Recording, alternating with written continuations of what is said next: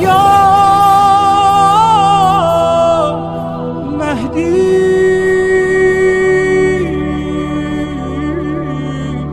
مددی.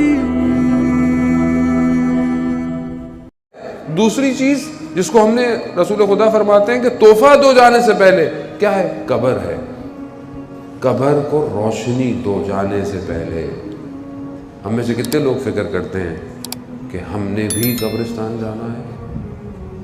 کیوں روایات میں آیا کہ قبرستان جایا کرو تاکہ متوجہ رہو کہ تم نے بھی ایک دن جانا ہے. جانا ہے. اگر آج میں اپنے مرومین پہ یا کسی بھی قبر فاتحہ پڑھنے نہیں جا رہا تو میں یہ امید رکھوں گا کل کوئی میری قبر پہ فاتحہ پڑھنے آئے گا.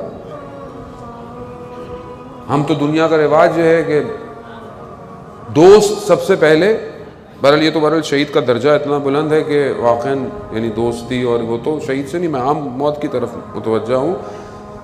سب سے پہلے دوست یہ کہتے ہیں کہ جنازہ کب ہے. دوست کہتے ہیں جنازہ کب ہے، دفنانا کہاں ہے، پھر سویم کب ہے، دسواں کب ہے. مولا متقیان حضرت علی ابن ابی طالب علیہ السلام، اللہم صلی علی محمد وعلی محمد.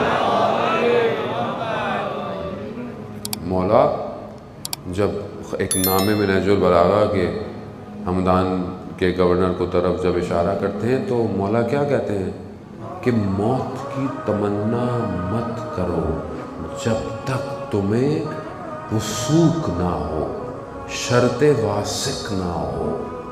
یعنی کیا؟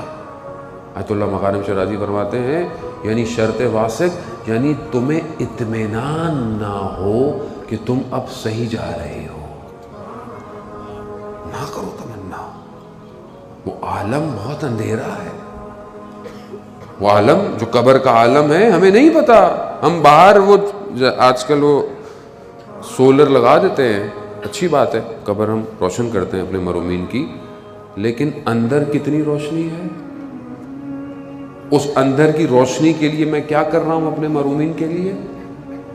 کیا چیز ہے اندر؟ کیا جائے گا اندر؟ آپ کا سولر تھوڑی جائے گی روشنی، یا آپ اندر کوئی اور جو ہے وہ لگا دیں گے. نہ، اندر کون سی چیز ہے جو اس کی قبر کو روشن کرے گی؟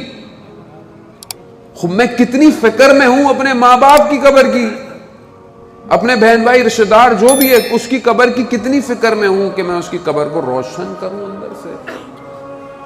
عزیزان محترم، مرحلہ بہت سخت ہے، آسان نہیں ہے. ہم لوگ بہت ریلیکس ہیں اصل میں.